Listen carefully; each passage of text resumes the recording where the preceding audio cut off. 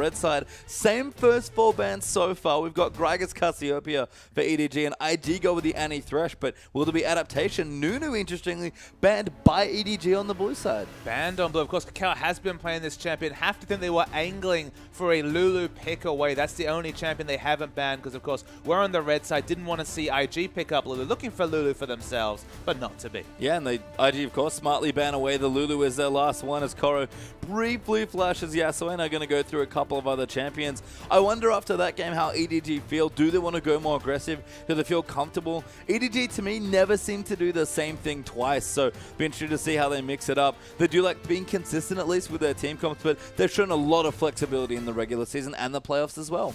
And that's kind of the crazy thing about Game 1, just to dwell on it a bit longer, is that Jinx Nunu, they've shown that multiple times during the LPL. They always had the same game plan, much similar to their Corki play. It's about rotating and taking those turrets. So it's just surprising that the team of adjustments, IG, looked to have no answer in that game in particular. Perhaps they were banking on Azir going even or better on the lane and having the pressure to be able to force things. But against LeBlanc and all her scary burst potential, they ceded so many advantages that soon it was the game. Yeah, they really just felt too scared of Pawn, I have to say, after his solo kill. But EDG do take away the Rek'Sai there. Kakao had it in the last game. We'll see what Clearlove can get done with it here. But they'll pick away some very 5.6 champions here. Sejuani, Janna are IG's first 2. Disengage, and potentially 2 disengaged champions. We've actually seen one of the most effective uses of Sejuani was against the Karthus of all things, was actually using the Glacial Prison to get a pick on the Karthus, ensure that he didn't die near the enemy team, and just using that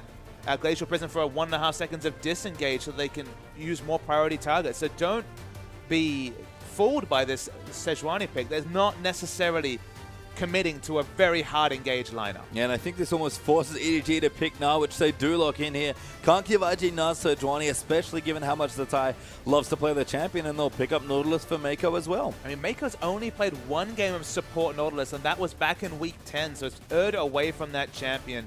Never going to have the Annie available, it feels like. That's the 7th game in a row in the playoffs that it's been banned against him. Nautilus probably better as a defensive support, but always has offensive options, specifically if paired with the likes of a Kalista, which might be available. Yeah, maybe. Here we'll have to see what EDG want here. IG, of course, always have to talk about Kalista when we look at their picks. They take it quite often here, seem to have a pretty high priority on the champion. You saw Kid flash the Jinx. I think he was thinking about taking it away from Deft, but IG going to go back to basics a little bit here. Kalista once again for Kid, and Zatai is going to get his Aurelia once more. And even if Deft isn't a noted Kalista player, can of course play that champion, does have wins with it. Kalista Nautilus is one of the most terrifying lanes in the league, Pastry Time, as with that duo, Imp and BYL yesterday completely wrecked OMG with just so many CCs, and you know the Fates call Nautilus in the middle of a fight, knocking up into multiple further CCs. But Kalista's been locked in. Urgot's still available awkwardly, and it's going to be locked. Yeah, Urgot's locked in, so Nautilus Urgot there as Kassadin comes in for Pawn. Blind pick there into the IG lineup. I mean, this is the sort of thing that Pawn will look to do. Remember, he must be feeling on cloud 9 after that amazing carry performance in Game 5 against World Elite. I don't like the lineup that comes through for EDG, though. Even though they have laning strength, there's literally no wave clear coming through from this team. Maybe the very short-ranged wave clear of a late-game Kassadin, but the wave clear is super poor. So this team only goes one way, and the siege is not fantastic either. It's almost melee range. No, it's going to be big objective control here for EDG as their primary method of taking over this game. And I agree with you, the wave clear, especially when it comes to defensive wave clear, getting people out from under your turrets is a problem, but we're going to have rookie answers with Orianna. I love the Orianna pick just because so many of these champions, the longest range champions are the likes of Gnar and the Urgot, you know, 450, 425 range coming through from the Urgot. So many short-range champions, so many people who are going to be fighting basically on top of the tank line. It's not going to be a Caitlyn and then a tank line 200-300 units in front of it. These champions all going to be fighting on top of each other. You can just see the potential for a massive shockwave coming through from Rookie. To their credit, though, EDG very tanky there as well, especially against magic damage with the Kassadin helping out. So we've seen EDG do this. Game 1 from their quarterfinal against World Elite comes to mind, but we'll go through the lineups now as well. Navas Aurelia, we've started to see this quite a bit more, and Tatai looked very good in Aurelia when he had it last. It's not just any Gnar, it's Koro's Gnar, undefeated all time on Gnar, 11-0 on the season. Aurelia undefeated, but in only one game coming through. Remember, he's picking Knight. Did he pick Knight into Aurelia or counter pick? I can't actually recall, but regardless, laning matchup, it's fairly standard for Knight. First few levels going to be just fine. Aurelia always finds a way to scale away. Yeah, the Urgot Kalista again, the lane we almost never seem to see 2v2. Wonder if we'll see it today in this particular game. And of course, Mako on the Nautilus here because his John has been stolen away by Kitties as we do start the game off with a pause. But again, shouldn't be too much longer. And just to remind you, it was the counter pick Aurelia. So that's the choice of Zatai to go into that matchup. But we've seen his Gnar before. It's quite competent. It looked fine in the last game especially. But Koro, like you said, as far as Chinese Gnars go, he's right on top of the pile. I had to track back. I didn't think Koro would play the Gnar into Aurelia. That would have been very much a my comp needs me kind of choice rather than necessarily a smart laning option because it really does get away from Gnar usually in that lane matchup. Will we see the return of the likes of the Frozen Mallet? No, I guess it's possible. I don't know if Koro's played it just yet. I think he's done it once. He's done it once in that series earlier this week, of course. So that's definitely been the flavor of the month ever since Zion Spartan pulled it out a few months ago. It's great against the Hecarim in particular. Against Aurelia, not sure if it's the right choice. Building health in general, the best statistic against Aurelia, but I say that in a meta where we don't often see hit-end style max first. We often see Equilibrium Strike even after the nerfs, and then we see sometimes actually the Q, the Blade Surge, being at least a couple of points put in.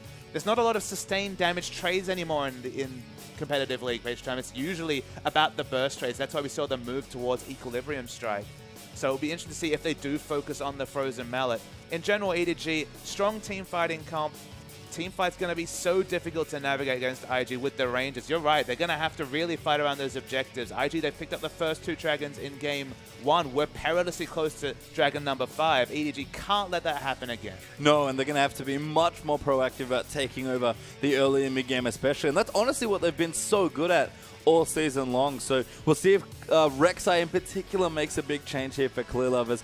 He's been very good at keeping control of lanes. I don't know if Clear Lovers necessarily an overly aggressive or overly defensive player. Once upon a time, we may have been able to criticize Clearlove for being overly defensive in particular, but seems to be quite well-rounded now. For me, Clearlove is happiest when he's controlling the pace of the game, whether that's massively ganking on Lee Sin, playing super fast, or just slowing things down with the Nunu. As long as Clearlove plays at his pace, he's happy. But Kakao, that's what he's also known for as well. With this matchup, though, we expect him to definitely enter lanes very aggressively early. The early ganking from Rek'Sai is so strong with the uncleansable knock-up coming through from the Unburrow. Of course, giving Pawn a little bit of a hand in the mid lane because Orianna's a difficult matchup for Kassan, especially early. Will take a lot of auto attack harass. May have to put multiple points into Q just for a bit of lane presence with the, maxing that Null Sphere at least early and then look into the Force Pulse because, of course, it's kind of a lose-lose situation is that you have to put some points into the Null Sphere just for laning, but you need the Force Pulse, especially as the lanes goes on, for any hope of wave clear against what will eventually become instant wave clear from the Orianna. Yeah, I think the issue there is that if Pawn's tower in particular gets under fire and IG almost get a free turret just from the pressure Rookie can naturally create, that's so good for IG given what their comp does, because we've said one of the biggest weaknesses looks to be sieging there, especially offensively. Wave clear is good on Orianna especially, so I like that change in any sort of siege situation. Ori's quite good, but the rest of the team maybe not quite as good in the situation, so they might struggle to take turrets in the mid game. And if EDG can hold on to theirs, farm up the Kassadin, farm up the Gnar, they've got plenty of good team fighting as well. Again, that first game where they played against World Elite, very similar looking composition for them. And if IG are looking to win this game, though, Beige Time, the 2v2 is definitely not manageable. The Urgot Nautilus has so much lane pressure. Similar to the Urgot Kennen that we saw Starhorn Royal Club running in the promo tournament, the lane pressure is massive. It don't quite have the same level 1 power with the poking from the shurikens, but still is very, very powerful. We've seen Kalista lanes beat Urgot lanes. It's just been mainly around using that level 2 spike and looking for an all-in trade before Urgot gets enough levels to get his Noxian Corrosive Charge, to look for those trades that just aren't sustainable for any AD carry. When you're taking trade damage at 700-800 range after the lock-on, not really much return damage you can do. But level 2 in particular has been a very powerful point for the Kalista. Rend and Pierce usually picked up at level 2 for those massive damage trades. If you don't take advantage of that, if you do opt into a 2v2, I mean, you're going to have to play around this bottom lane. That's such a difficult thing to do if a Kalista's held back from a 2-item spike. And as I said, we've seen quite a bit of this matchup, starting to see more of it now as well. I wonder what's going to happen. Will they swap away? Will Kalista find an edge? Will Urgot finally take over the lane like I guess he's meant to. And EDG, they've swapped around as well before. Lots of level 1 questions, especially for the duo lanes. No teleport smite this time, so I have to think EDG are looking for those 2v2 lanes.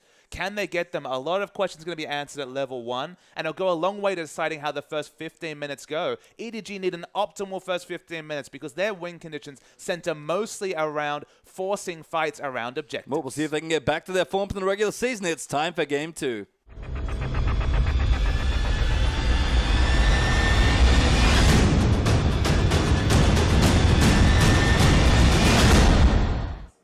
And welcome onto the Rift here for the second game between Edward Gaming and Invictus Gaming. EDG are currently up a game in the best of 5 as IG are going to look to equalize and force a best of 3. But again, we've come to some pretty interesting compositions. Both teams look very comfortable. And for you, Papa, it seems to be EDG need to get on the front foot early. It's all about that objective control page time. It's all about playing to your win conditions. Sieging, definitely not a win condition for EDG. They have good turret dive if they get tanky enough, but that's going to require some sort of snowball. So winning the 2v2 lane will be wonderful, but the most manageable early game win condition is getting a monopolization of the dragons and working towards Baron control. That's where EDG fight best, is around objectives. And IG, they have range pushing options. They have good turret damage, but they have good wave clear as well. So it's going to be a lot on Clearlove, to be honest. His Rek'Sai in Game 5 against World Elite was one of the main reasons, alongside, of course, Pawn's heroic return to the lineup on Kassadin.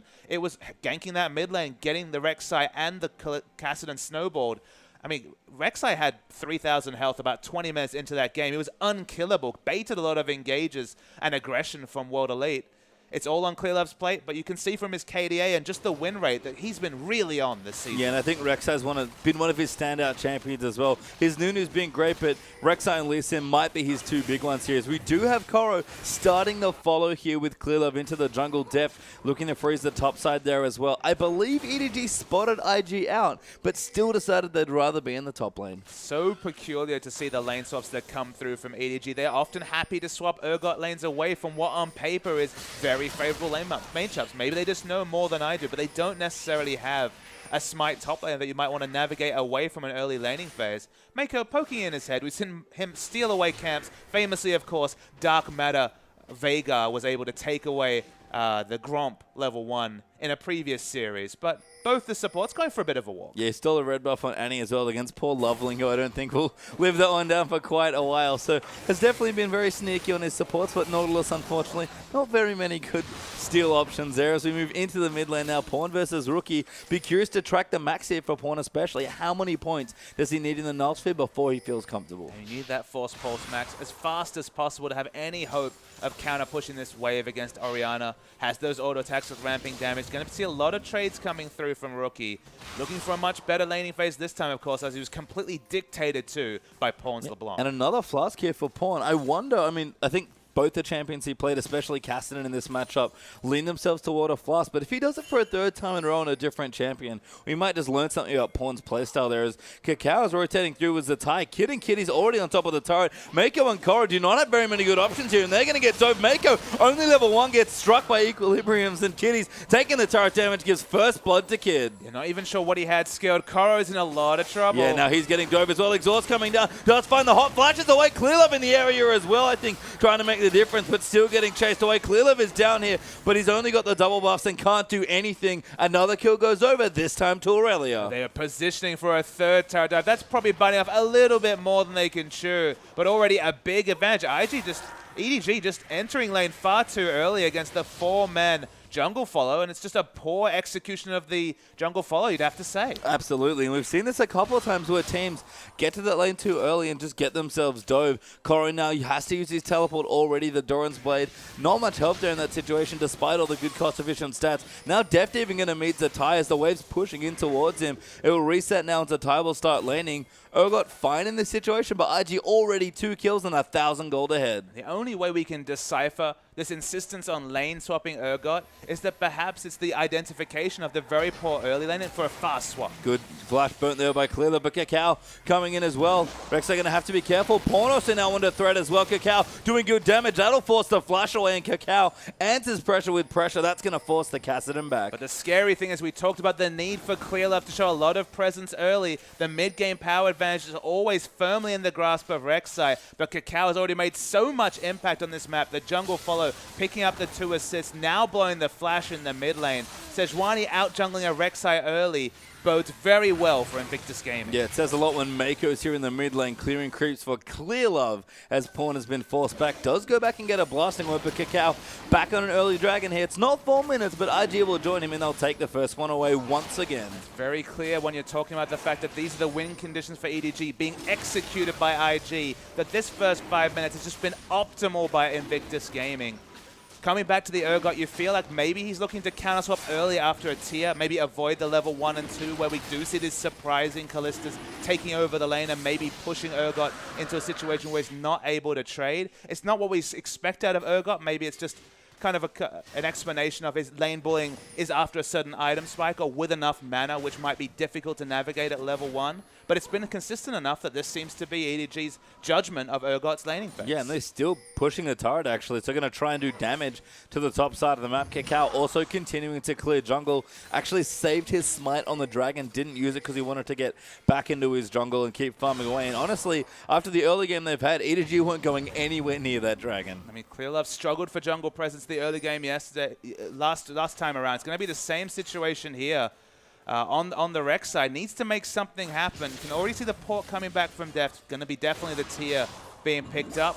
Will it be the return to standard lanes from this minimap? The answer is yes. Yeah, he's got a pickaxe now as well, and that's a very strong spike for Urgot early on. Callista, we've talked about it, doesn't really itemize that well towards her 2 key items. Sure, once she gets there, looks great, but right now, it's a very clever swap from EDG, and if they can make the difference in the bottom side, they can start to claw back some of the disadvantage that's already been set upon them in the first 5 minutes. And look, it's time for Kid's shopping trip anyway, so he could opt to maybe force the tie out of lane and return to the lane swap situation, but he might look to just 2v2 with the BF, so there is the potential for the all-in trade. Gonna have to wait and see what spell he's maxing. I believe it is the Ren, so it's not quite the PS that does have that good AD scaling for the burst trades, but burst trading might be the best way to deal with this Urgot, because in terms of sustained damage, you just can't trade with his locked-on Acid Hunters. Yeah, and still tracking Pawn there as well, speaking of skill maxes. 2 points in the Force Pulse now, and 2 in the Null Sphere. I wonder where he'll go for that 7th point. Maybe just doing a bit of alternating between them, wants to make sure he bounces them, because again, we've noted that he does need both here to navigate the lane, but only behind by about 5-6 CS. Not too bad right now, although running a bit low on mana as Rookie starting to get more aggressive with his zoning. Yeah, Rookie managed to zone him away from the cannon creep. Got the experience, but didn't get the CS and that ability. You max Null Sphere until you feel, until the pressure kind of elapses, until you start to get a little bit of lane presence, then you max the Force Pulse. So you can see that he's feeling relatively pressured, but if he has to put in more points than just the 2, definitely going to affect his skill order and that maxing out of the Force Pulse by level 9. Yep, back down the bottom. No, Def gets nailed by a Pierce, but going to clean some creeps away. Actually, a good CS lead. Def got a lot of free time in the top side of the map. I get probably because of the dive that happened as Kakao will find Clearlove here in the jungle. Going to start chasing him down. He'll immediately tunnel out of the way and take out a ward. Kakao, again on Sejuani. It's a weird champion to see this on, but good early pressure already. I mean, it's the result of the first 8 minutes that he feels he's strong enough to contest a Rek'Sai over just the Scuttle Crab, over the smallest of advantages. But when you have comprehensively out-jungled someone and have that pressure in the middle, and you have the Orianna that has all the lane control over the Kassadin, these are the win conditions we expected IG to be able to act upon in Game 1, that kind of fell away as the game went on. You have to say that they've kind of left that behind, and they're back on the train and trying to force Clearlove to react to the pressure from Kakao. I mean, Clearlove going to donate over the blue buff. Does hit level 6, though, will Rek'Sai as Clearlove going to go back home to shop. We've got blue buffs up now for both mid laners, and we're starting to see the Force Pulse get max now after just the 2 points in the Null Sphere for Kassadin. So Pawn can start fighting back in the lane, but Rookie's still wanting to zone him out. Got a good lead as Kakao down the bottom, throws the ulti, gets Moko with a slow, but he dredgelines out from under the tornado, out to safety. Very well played by Nautilus. Yeah, excellent Nautilus mechanics, despite the fact that he's only played one other game As Clearlove's up top. Yeah, in the top lane, Zatai going to get taken out here. Clearlove going to move in. Actually takes the kill away from Koru, who sets it up wonderfully. But that was a massive gank on two sides of the rift, of course. I thought that Clearlove was porting down bottom to provide a bit of assistance for EDG, but no, he was looking for the aggressive move up top. EDG get the successful gank, IG waste their resources, and we start to reset in terms of pressure. Suddenly, EDG able to enact this freeze in the bottom. Yeah, EDG going to hold the wave here. Def will clear it away nicely with Mako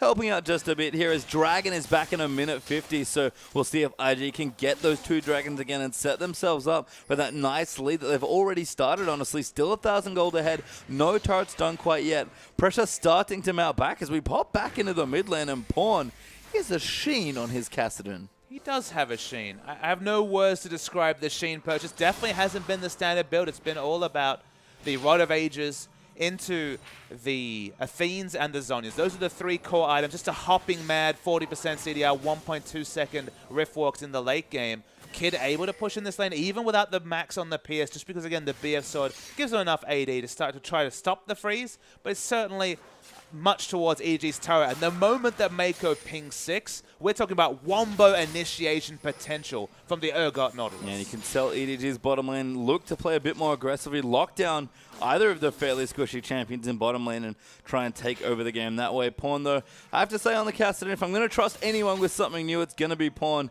Certainly does like to mix it up from time to time, usually with champions, but this time on a trademark Kassadin, going to mix up the build as well. I mean, it helps with his last hitting under turret, you could say. Of course, you just pop that Netherblade and do quite a lot of damage, but Netherblade and the rework on that ability is one of the reasons why Kassadin became so much more popular, is that his CSing under turret got a lot better. So what the Sheen provides in this particular situation, it's hard to say. Of course, the blasting one doesn't build into the Lichbane rush. Clearlove. Yeah, Clearlove, sorry, coming in. Great ulti there from Rookie. Disengages, but Pawn still going in. Just never stops chasing, and he gets the kill. And the Pawn, the Sheen trade damage was definitely relevant for the burst in this situation. Maybe just a way to get an earlier power spike in terms of damage. Usually we have to wait for Kassadin to hit that level 11, 16, get the mana stacking going down, but just the Sheen, the physical damage, doing a lot of work. Yeah, and the bad news in the bottom side for IG. Kakao is in the bottom side, but Deft and Mako have already backed away, and EDG are coming for the top lane dive now as well. Clearlove's already in there. Koro tanking up the turret. Pawn going to chase him down. Zatai can't get away from anything, and the Mega now going to get frozen. A good ult from Kakao gets the trade kill, but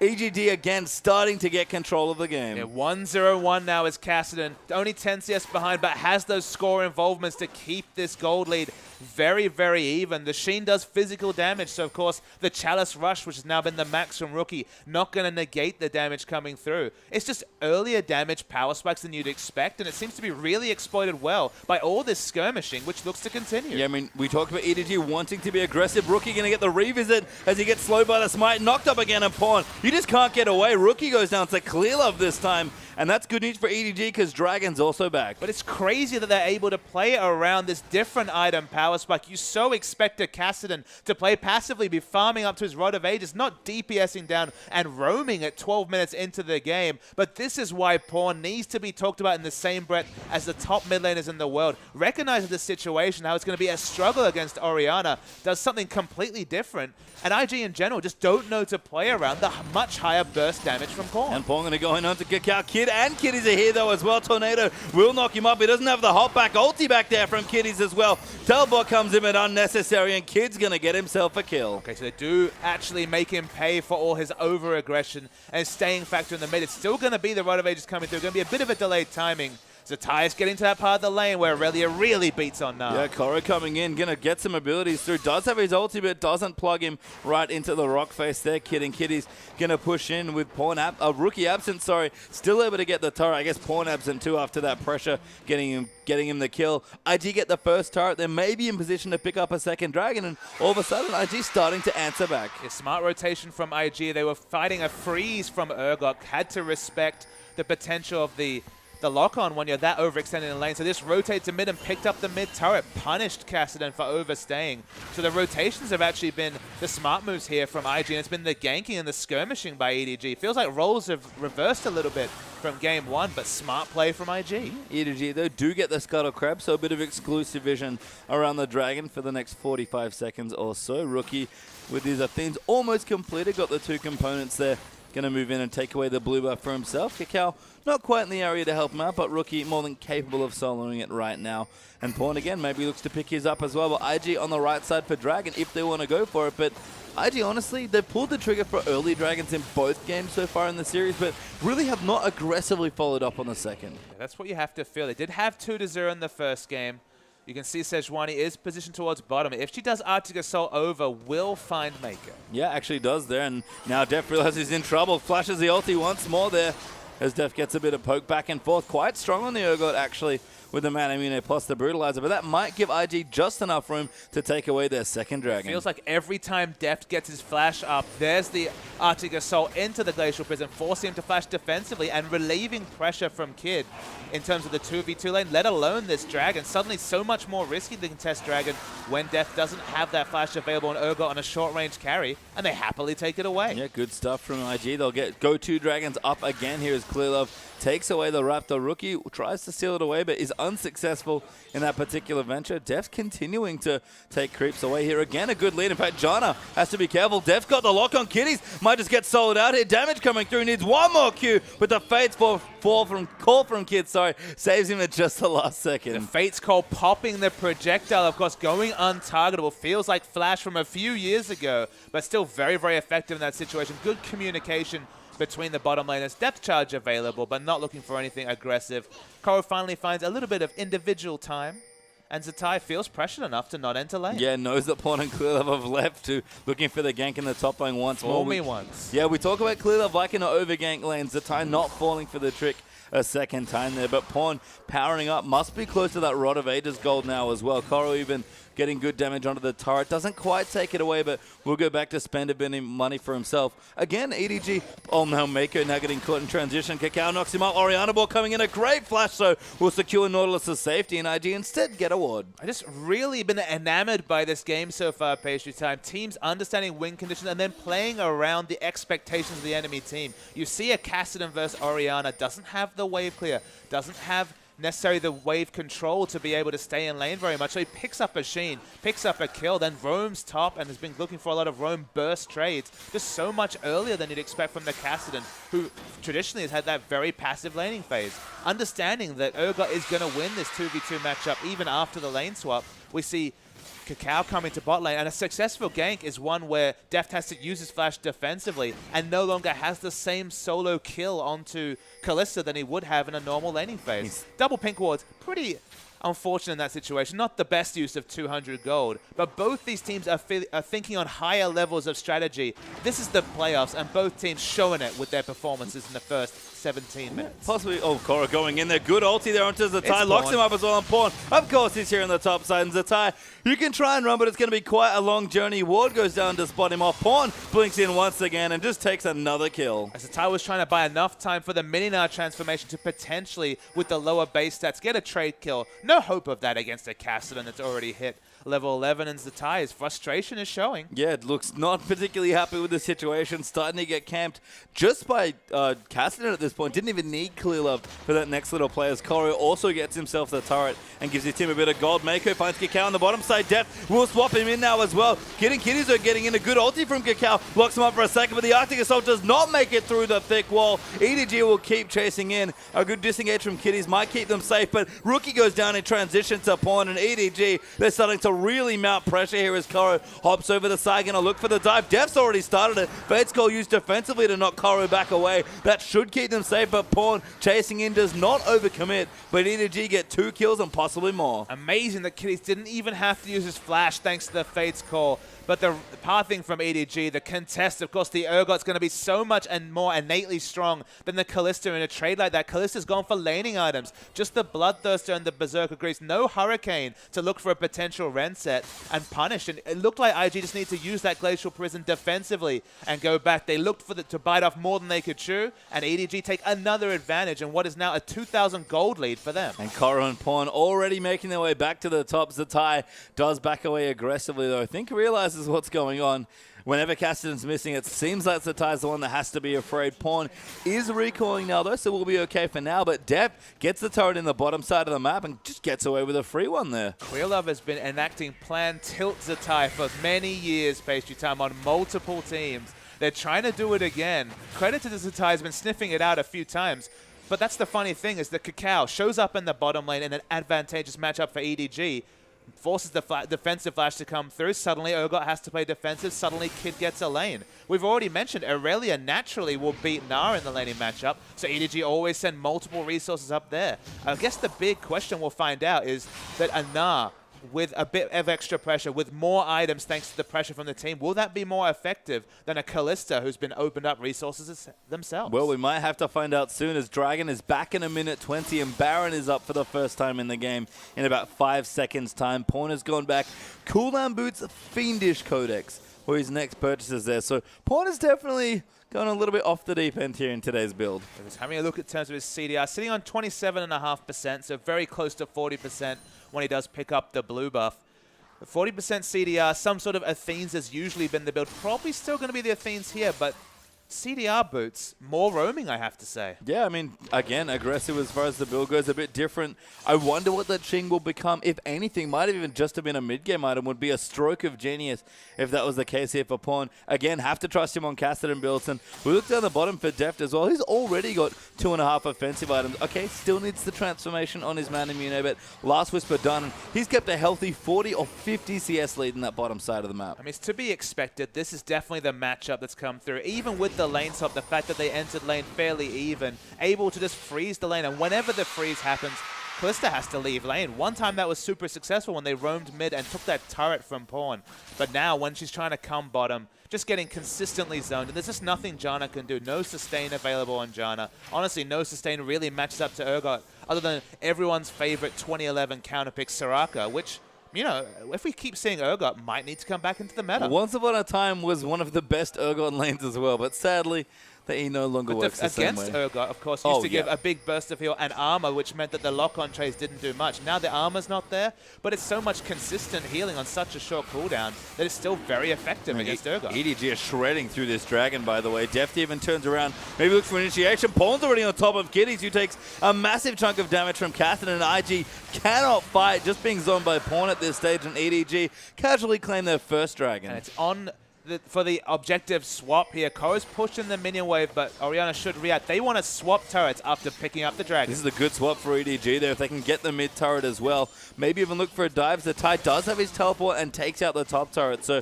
can be there at a moment's notice. EDG certainly overshoots in the siege. Flash and initiate onto Rookie. Hook comes in as well, but the ulti's massive there for the disengage as they both move in, but Pawn still diving in. Deft actually in the back going on to Rookie, but can't quite finish him off. Now 5v4 here. Good boomerang to get a couple of slows.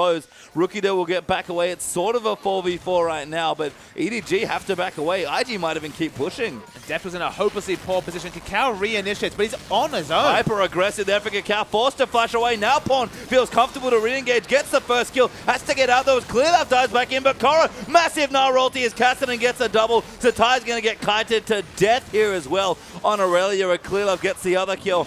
I thought Deft had gone too far, but EDG answered with a 3-1 trade. And I guess we have to remember is that Deft is not the only source of consistent damage. Even Rek'Sai pumping out the damage. The hyper procs coming through from Gnar. Cassidy has so much consistent damage, especially with a Sheen, getting that Sheen trade on consistently in a fight now that he basically procs it whenever it's available. Deft out of the lineup definitely doesn't take away from the damage on EDG compared to a standard 80 carry lineup. No, and as always with Deft, whatever 80 carry champion he plays, he seems to be able to eke out more damage than anyone else.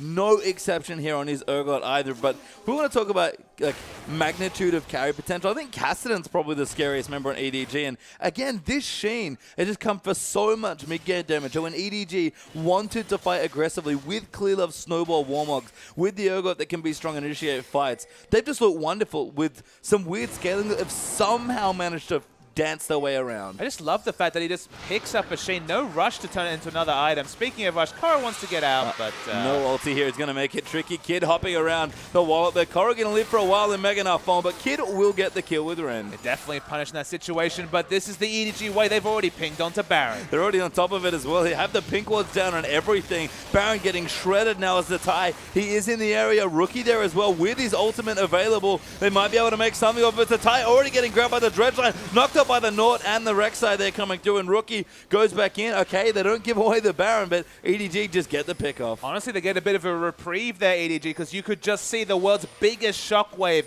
coming out from Rookie with the magic resist debuff coming through from the Baron. Would have been huge damage with the fight continuing. Yeah, Kakal's been slowed. They're going to get swapped back as well by Def, who's now in the front line going on to Kitty's Pawn. Picks him off as Kakao still taking damage here from Clearlove. Mostly Shockwave lands into Peel for Kakao, but Def unrelenting in his pressure takes out Rookie. Koro hopping in with the home guard boots as well going in, and EDG waited just enough to get themselves 4 kills, and they're back straight onto Baron. The Kassadin has once again come up trumps, just carried them into the semi-finals in that big 5th game victory, and Pawn's got his carry boots on again. The sheen is just a masterstroke, and you've noticed that in both those games, it's Rek'Sai Kassadin. The big thing to consider there is you've got so many flexible options. Rek'Sai is such a great side wave ganker, so we saw the gank sword come through, and that's the surrender. Yeah, that was Koro ulting the wall there for a good reason. IG have tapped the mat and surrendered here in the second game to give EDG a 2-0 lead, and Pawn is going to relax his back and said, yeah, Sheen was pretty good. And how often do you surrender against an Urgot team when you're not